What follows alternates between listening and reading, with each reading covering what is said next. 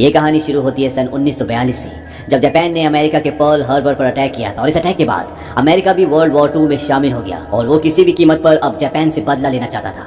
इसीलिए US navy के बहुत सारे torpedo bomber aircraft south Pacific के अंदर जितने भी जापानीज पनडुब्बियां थी उन्हें नष्ट करने के लिए उड़ चले। इसी में एक एयरक्राफ्ट होता है जिसके अंदर 3 लोग होते हैं, पायलट हैरल्ड, बॉम्बार्डियर यानी कि बॉम्ब फेंकने वाला टोनी और रेडियोमैन जीन। और जब ये वापस आ रहे होते हैं तो ये आसमान में बादलों के बहुत ऊपर होते हैं और ये अपना रास्ता भूल जाते हैं और इनका फ्यूल टैंक भी धीरे धीरे खाली हो रहा है। जीन रेडियो से संपर्क करके रास्ता पूछने की बहुत कोशिश करता है, लेकिन सिग्नल क्लियर ना होने की वजह से उसे आवाज अच्छे से सुनाई नहीं देती और तभी उसे रेडियो पर जापानीज की आवाज आती है। वो रेडियो की तार निकाल देता है और मोर्स कोड के जरिए संदेश भेजता है, लेकिन इनका फ्यूल कम हो रहा होता है। इसीलिए इनका पायलट हैरल्ड बोलता है कि तुम्हें दोबारा से कनेक्शन जोड़ना होगा और वो दोबारा से कोशिश करता है, लेकिन इनका संपर्क फिर भी नहीं हो पाता। और अब हैरल्ड के पास इस विशाल समंदर के ऊपर लैंडिंग करने के अलावा और कोई भी रास्ता नहीं है और वो अपने साथियों को बोलता है कि तुम सारा जरूरी सामान निकाल लो, हमें अब यहीं पर लैंडिंग करनी होगी क्योंकि पेट्रोल खत्म होने वाला है। और वो उस विशाल समंदर में लैंडिंग करते हैं। लैंडिंग करने के बाद हैरल्ड की तो बेल्ट खुल जाती है, लेकिन टोनी और जीन की बेल्ट नहीं खुलती और अब वो एयरक्राफ्ट के साथ नीचे डूबना शुरू हो जाते हैं और वो बहुत नीचे चले जाते हैं। लेकिन इससे पहले कि ये दोनों एयरक्राफ्ट के साथ डूबते इनकी बेल्ट खुल जाती है और ये दोनों भी ऊपर आ जाते हैं जहाँ पर हैरल्ड है। इनके पास एयरबोट होती है और ये तीनों उस एयरबोट पर बैठ जाते हैं, लेकिन इनके पास ना अब खाने के लिए खाना है, ना पीने के लिए पानी है। हालांकि इनके एयरक्राफ्ट में सब कुछ था, लेकिन ये उसमें फंस गए थे, इसीलिए उसमें से कुछ निकाल नहीं पाए। और इस साउथ पैसिफिक में, इस विशाल समंदर में जिसका इन्हें कहीं भी कोई अंत नहीं दिखता, ये तीनों फंस चुके हैं। लेकिन इन्हें पूरा यकीन है कि जल्द यहाँ पर यूएस नेवी आएगी और इन तीनों को यहाँ से बचा कर ले जाएगी और ऐसा होता भी है। इन्हें आसमान में एक यूएस नेवी का एयरक्राफ्ट दिखता है। चीफ कहता है कि पानी में पैराशूट खोल दो ताकि ऊपर से वो उस पैराशूट को देख सके, क्योंकि जो इनकी एयरबोट है वो बहुत छोटी है और इतनी ऊंचाई से इनकी एयरबोट को नहीं देखा जा सकता। पर इनके पास पैराशूट नहीं होता, वो समंदर में एयरक्राफ्ट के साथ डूब चुका होता है और ना ही इनके पास फ्लेयर गन होती है जिसे चला के ये इशारा दे सके कि ये यहाँ पर है। ये तीनों अपनी लाइफ जैकेट निकालते हैं और उसे हिलाना शुरू कर देते हैं और साथ ही चिल्लाते भी हैं, लेकिन वो एयरक्राफ्ट इतनी दूर होता है कि वो इन्हें देख ही नहीं पाता और वो वापस चला जाता है। हैरल्ड जो कि पायलट होता है वो कहता है कि ये हमें यहाँ पर ढूंढने के लिए आए थे और ये हमारे पास आखिरी मौका था। टोनी कहता है कि वो हमें यहाँ इस विशाल समंदर में ऐसे नहीं छोड़ सकते। वो कहता है वो बार बार एक ही जगह पर ढूंढने के लिए नहीं आएंगे, यानी कि अब इन्हें खुद ही यहाँ से किसी भी तरह से निकलना होगा। लेकिन कहीं ना कहीं हैरल्ड जो कि इन सब में सबसे सीनियर है, वो जानता है कि ये सब के सब यहाँ पर फंस चुके हैं। वो सबको कहता है कि अपने जूते उतार दो क्योंकि सफर बहुत लंबा होने वाला है। और ये तीनों अपने जूते निकाल लेते हैं, लेकिन इनकी जो एयरबोट है वो इतनी छोटी है कि उसमें कोई भी सामान रखने की जगह नहीं है। हैरल्ड कहता है कि हमें अपने जूते फेंकने होंगे और इसके बाद टोनी और जीन अपने जूते समंदर में फेंक देते हैं, लेकिन हैरल्ड अपने जूते नहीं फेंकता। ये देखकर वो दोनों हैरान हो जाते हैं। जीन कहता है कि आपने अपने जूते नहीं फेंके।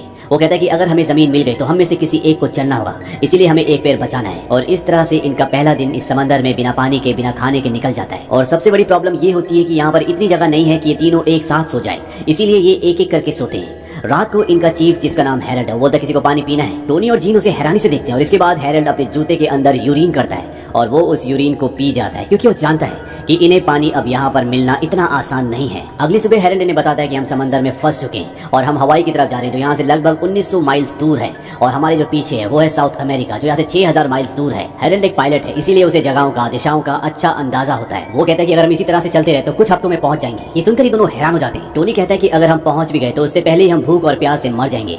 जीन कहता है कि यहाँ पानी में बहुत सारी मछलियां, हमें कुछ करना होगा। अब इनके पास थोड़ा सा जो सामान होता है उसमें गन की मैगजीन भी होती है और गन की मैगजीन के अंदर स्प्रिंग होता है और ये उस स्प्रिंग से मछली पकड़ने का कांटा बना लेते हैं और उस कांटे को पानी में डालते हैं और तभी इनके कांटे में कुछ फंस जाता है। ये उसे खींचने की कोशिश करते हैं और जब ये उसे खींचते हैं तो इनकी रस्सी टूट जाती है और उसमें कांटा नहीं होता। जीन कहता है कि पानी में कोई हमसे भी ज्यादा भूखा है। हालांकि ये समंदर में पानी में है, लेकिन यहाँ पर गर्मी बहुत ज्यादा होती है, इसीलिए जीन पानी में कूद जाता है। वो कहता है कि अब मैं और गर्मी बर्दाश्त नहीं कर सकता और उसके पीछे टोनी भी कूदने वाला होता है, लेकिन हैरल्ड उसे रोक देता है। वो कहता है मैंने सुना है इस पानी में शार्क है और जब ये बात जीन को बताई जाती है तो जल्दी से वो वापस अपनी बोट पर आ जाता है। इसका मतलब ये है कि ये लोग अब पानी में नहीं जा सकते।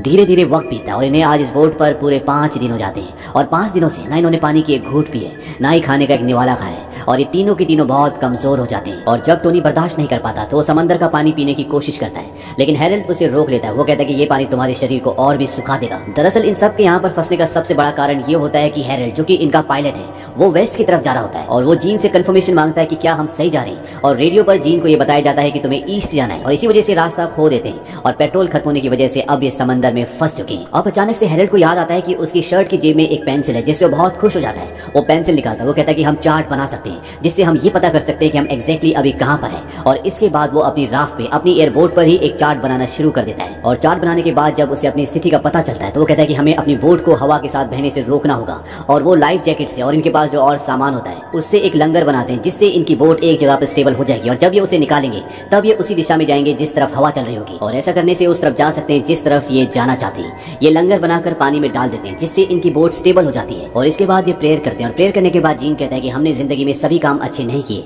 लेकिन हमें आपकी मदद की जरूरत है। हैरल्ड ईश्वर से मांगता है कि इस समंदर में जितनी भी बोट्स हैं उन सब की रक्षा करना, और उन्हीं बोट्स में से एक बोट हमारी भी है। टोनी कहता है कि जैसा मेरे दोस्तों ने कहा बिल्कुल सही कहा, लेकिन हमें सबसे ज्यादा जरूरत यहाँ पर बारिश की है, कृपया आप बारिश कर दें। लेकिन बारिश नहीं होती। इस बात से टोनी डिसअपॉइंट हो जाता है। जीन कहता है कि ईश्वर को थोड़ा सा वक्त दो। अब रात हो जाती है और जब सबके सब सो रहे होते हैं तभी बारिश होना शुरू हो जाती है। और कई दिनों के बाद आज इन्होंने पहली बार पानी की एक घूंट पी है, जिससे इन्हें बहुत राहत मिलती है, क्योंकि इनकी पूरी बॉडी डिहाइड्रेट हो चुकी थी। अगले दिन ये दिखाया जाता है कि जीन कई दिनों से मछली पकड़ने की कोशिश कर रहा है, लेकिन वो एक भी मछली नहीं पकड़ पाता। हैरल्ड उसे कहता है कि मैंने तुमसे ज्यादा पेशेंस रखने वाला फिशरमैन आज तक नहीं देखा। तुम पिछले एक हफ्ते से मछली पकड़ने की कोशिश कर रहे हो, लेकिन तुम एक हफ्ते में एक भी मछली नहीं पकड़ पाए। जीन कहता है कि जहां से मैं आया वहां पर एक कहावत है, you don't catch you don't eat. लेकिन जीन अब खुद भी फ्रस्ट्रेट हो चुका है, वो अपनी जेब से चाकू निकाल लेता है। हैरल्ड उसे कहता है कि मैंने तुम्हें कितनी बार कहा है कि इस चाकू को हमेशा अपनी जेब में रखना, क्योंकि सिर्फ एक यही चीज हमारे पास है जो इस राफ्ट में छेद कर सकती है। लेकिन जीन उसकी बात नहीं सुनता और वो पानी में मछली का इंतजार करना शुरू कर देता है। और जैसे उसे पानी में मछली दिखती है वो उस पर वार कर देता है, लेकिन उसे लगता है कि उसने राफ्ट पर चाकू मार दिया है। वो कहता है कि मुझसे गलती हो गई, मैंने राफ्ट पर चाकू मार दिया। हैरल्ड कहता है कि चाकू को निकालना मत, क्योंकि अगर उसने चाकू निकाल दिया तो पानी राफ्ट के अंदर भर जाएगा और इस तरह से ये अपनी राफ्ट खो देंगे। लेकिन जीन देखता है कि उसने चाकू एक शार्क मछली के बच्चे को मारा होता है और वो उसे ऊपर राफ्ट के अंदर खींच लेता है। और इसके बाद ये सब मिलकर उस शार्क के बच्चे को मार देते हैं और उसके पेट से कई सारी छोटी मछलियां भी निकलती है। और इस तरह से पूरे एक हफ्ते बाद ये ठोस खाने का पहला निवाला खाते हैं, जिससे न केवल इन्हें खुशी होती है बल्कि इनकी बॉडी में एनर्जी भी आती है।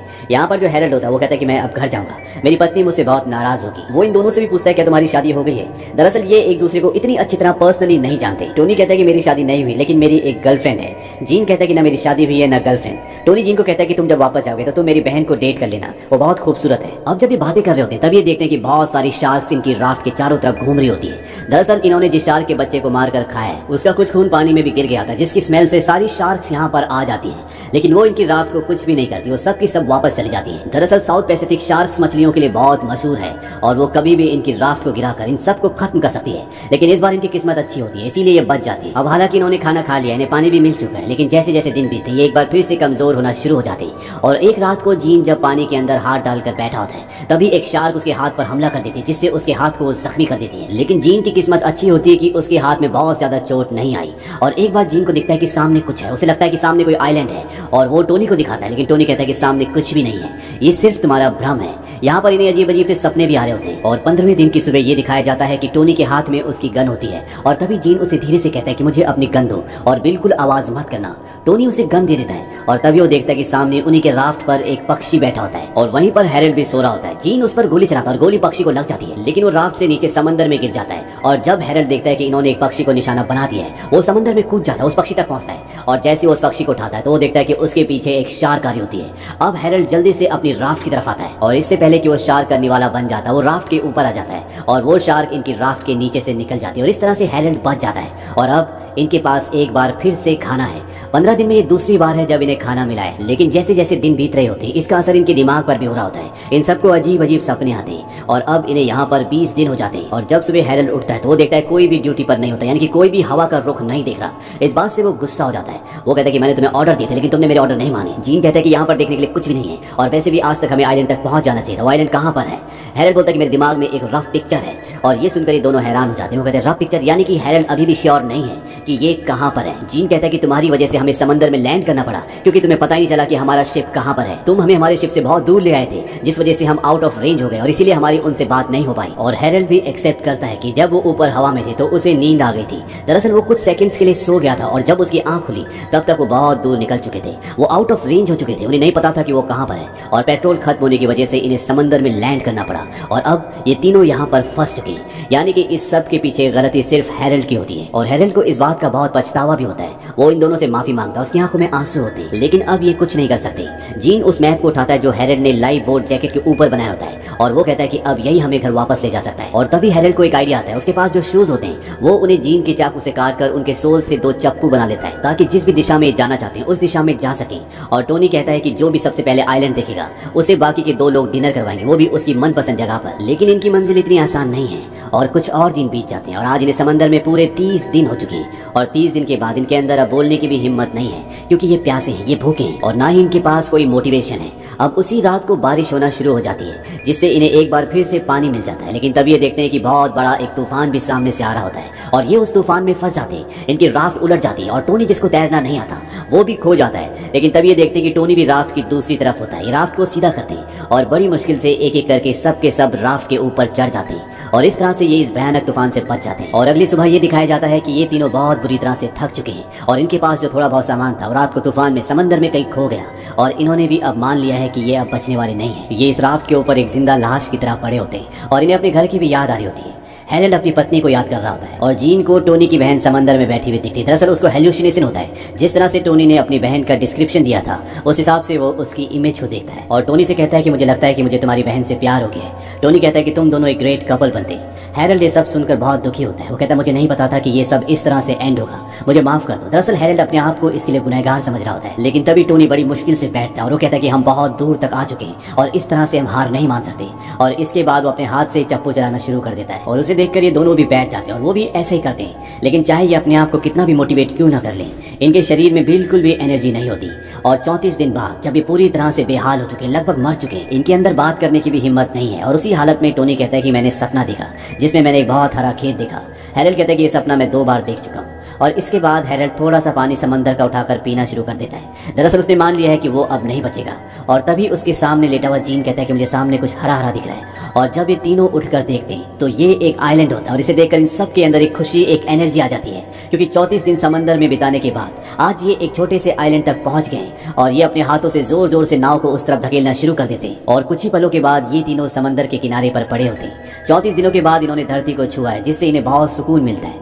यहीं बीच पर 2 झोपड़े भी होते हैं और ये तीनों के तीनों उस तरफ चल पड़ते हैं। और इस तरह से इस मुश्किल सफर को खत्म करके ये तीनों 20 फरवरी सन 1942 को पुका पुका नाम के एक बीच पर पहुंच जाते हैं। इन तीनों की जान इसलिए बची क्योंकि इन्होंने इतने मुश्किल सफर में भी कभी होप नहीं छोड़ी। और होप एक ऐसी चीज होती है जो जिंदगी में आपको लड़ना सिखाती है, आगे बढ़ना सिखाती है। वो आपके अंदर जज्बा लेकर आती है और इसी जज्बे से ये तीनों बच गए। और अंत में बताया जाता है कि इन तीनों ने 1000 माइल से भी ज्यादा का सफर उस छोटी सी राफ्ट में किया था। और हैरल्ड को नेवी ने अवार्ड भी दिया क्योंकि उसने इस मुश्किल सफर में अपने क्रू को बहुत अच्छे से लीड किया था। लेकिन इसके बाद उन्होंने कभी भी कोई भी एयरक्राफ्ट नहीं उड़ाया। टोनी जब पूरी तरह से ठीक हो गया तो उसने अपना करियर नेवी में ही कंटिन्यू रखा और 1986 में जब उसकी मृत्यु हुई तो उसकी राह को समंदर के ऊपर से छोड़ दिया गया। जीन ने भी वॉर के दौरान रेडियो मैन का काम किया और सन 1946 में उसने टोनी की बहन फ्रांसिस से शादी कर ली। और अंत में हमें इन तीनों की एक रियल पिक्चर भी दिखाई जाती है जिससे ये पता चलता है कि इन तीनों ने 34 दिनों तक समंदर में कितना संघर्ष किया था। तो ये थी वर्ल्ड वॉर 2 की एक सच्ची घटना जिसमें हैरल्ड डिक्सन, टोनी पेस्टुला और जीन एल्ड्रिच ने अपनी जिंदगी को बचाया। उम्मीद करते हैं कि ये कहानी आप